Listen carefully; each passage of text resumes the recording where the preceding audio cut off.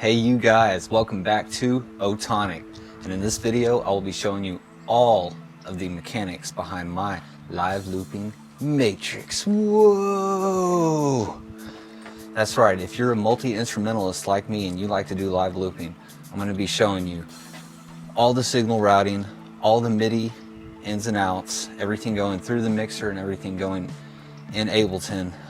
Unfortunately I won't be able to do everything with a demonstration in this video, but definitely check out episode 2 in this series where I show you a demonstration of different instruments going through it. But for now, we'll just jump into it. If you're wondering right now why we're sitting by the lake, is such a nice day, I decided to do the intro out here on my back porch. I'm sure you've seen little snippets of the lake through the window in my previous videos. So let's hop in the studio and check it out. So welcome to the studio. Got everything set up right now. First off, I'd like to take the time to tell you to please subscribe to this channel. This is a small channel and it helps us grow. And also, if you found any value from this video, please like. And if you have any questions on any of the gear that I use, or any questions you have on your current live looping rig, hit up the comments. I will do my best to answer each and every one of them. So thank you for being here. First thing I want to say is there are so many different ways to live loop. You can do it from hardware setup with a live looping station, like a loop station. There's many out there to choose from. Then you also have your software side of things where you can use Ableton and different methods like that. So this loop matrix actually combines the two to where you can do both at the same time, and they're both Midi synced. So how I have my signal flow is from the loop station itself, it sends Midi clock out to Ableton. So it is the master clock.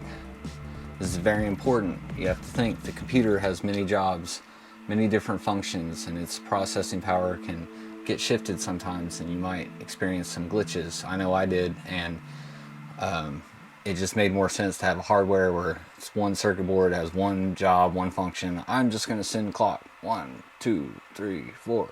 So with that being said, different types of live looping. Obviously you have your traditional punch-in method with the loop station, and you can create different loops. You can overdub over top of them, and the same thing in the software. With the software you can do a little bit more. You can get into live automation looping, where you actually pre-program different segments in time of when it will record the loop and when it will play the loop, and then when it will take the loop out and maybe bring it back in later on in the song. So if you want to see this in action, I have a playlist set up on my channel. You can go check it out. I will show you different techniques as far as I use a lot of punch-in and live automation looping for my videos, so definitely check that out. As far as the hardware goes and the setup, a very important thing besides the loop station you will need is a mixer.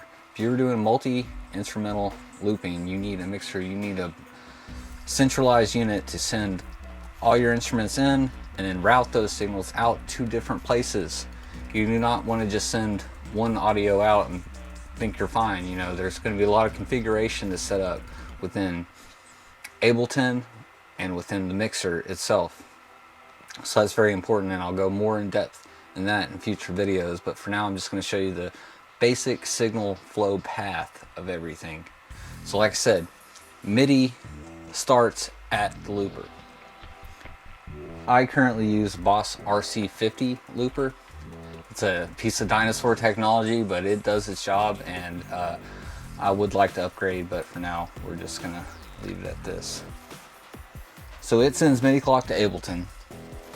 First and foremost, when you're dealing with the software, if you've used Ableton in the past, you know you need to set up your preferences, your audio. So audio and Midi preferences. In the audio, obviously set up your interface or mixer.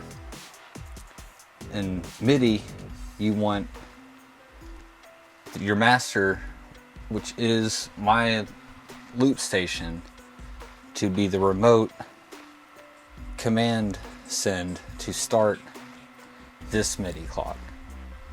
So if you go into preferences MIDI, you can set that up. It's really easy. And let me show you a little. So here we are, the start of the loop matrix. This loop station sends MIDI clock out to Ableton. For this to remote start it after you set up your preferences, make sure you hit this external sync switch. This will allow your hardware to control your software. So that is very important. I'm glad I got to mention that. I also have down here, this is just an auxiliary switch for the looper to let me delete loops, and then this is a MIDI foot controller that allows me to loop with the software. So I have my hardware looper here and software looper here. I also do software looping with the APC 20 actually. This comes in handy if I need to do something on the fly with my hands. I typically like to stick to the foot controllers, but this works as well. Also have the Chaos Letter Pro up here. You can loop on that, and then this Korg MS2000B, which is a phenomenal keyboard. And then the newest addition is the semi-modular setup. You've probably seen this in my other videos. The Korg Mother 32 with the Korg, the Moog Mother 32, the Korg SQ1. Got a little excited there. And this implements the modular synthesis from the rig. So how that actually works, back to MIDI syncing. So it starts at the loop station. MIDI clock gets sent to Ableton. And through preferences, you set it up to where this MIDI clock gets sent back out to the SQ1. And then from the SQ1, you've got your CV out and CV gate out outputs here. They go into the VCO out and the gate inside the Moog. And then all your sequences on here will be MIDI synced to what's on the computer, which is coming from your loop station. So you've got all these different looping techniques. Now that's just MIDI clock. The next thing here is the mixer. The audio signal needs to be routed correctly. So there's a lot of different options here. I use this Zoom Live Track L12 mixer. And this is just a really awesome mixer. There's so much you can do with it. The routing is really cool, and why I like it specifically is because you have all these monitor outs. I don't have them all hooked up now, but all my instruments input here. Well, they all output here, so I can actually use these monitor outs to route the cable different. So we have from the loop station coming in to the looper. You send all the instruments you want to do your hardware looping into here, and then you set up all the instruments you want to do the software looping onto here. It's all done through the configuration options on this and this as well. You might want to check out a new video to see all those configurations. I can do one in the future if you want. Hit me up, I'll do another video, but if you can figure that out, just this is more or less just the theory alone. So there you have it.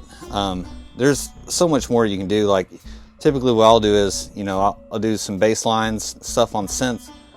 I like to send my synth through the looper because it's right here and I'm able to loop it a lot easier from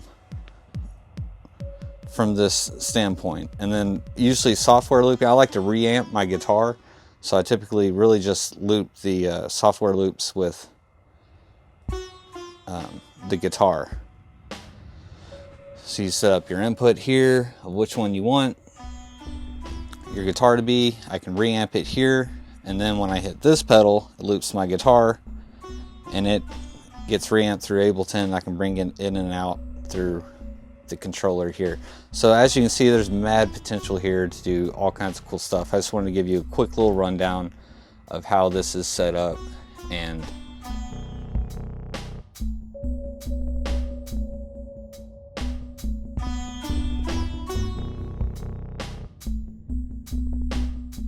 like I said, if you have any questions, please put them in the comments below. And until next time, you can check out my other videos where I show you these live looping techniques in action. Also, if you want to check out any of the gear I used in this video, those links are in the description. Until next time, Otonic out.